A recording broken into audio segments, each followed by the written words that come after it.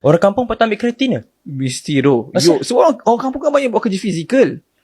Petani-petani semua tu Ya, lah. sebab Kenapa otak orang kelebihan akan tahan dia? lebih lama. Kau bayangkan contoh kalau kau tak ambil kreatin, kau nak cangkul, kau boleh cangkul lebih lama dan lebih kuat kau ambil kreatin. Sebab muscle ATP tu, energi dalam otak tu meningkat. So kreatin bantu ATP. Betul lah. Lagi-lagi kalau orang tua, dia nak fokus on tak nak ada memory loss, kreatin lah. Bukan hanya untuk petani yang buat kerja ladang je. Kalau orang-orang yang dah berumur, banyak dah studies menunjukkan bahawa korang mesti boleh double check mental performance meningkat dengan adanya kreatin. Sekarang kalau kau tengok kat barat, orang tanya, yo, macam mana aku nak make sure anak aku ataupun macam aku sendiri as a orang yang kerja nak lebih perform, nak lebih sharp time kerja, kreatin lah.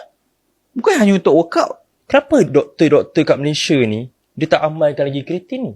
Aku si doktor Amal tu hari tu Doktor amal? Amal kreatin. Hari tu aku borak dengan Dr. Zamir Hilman. Dia ambil kreatin. Especially bila tak cukup tidur. 10 gram tu dia ambil.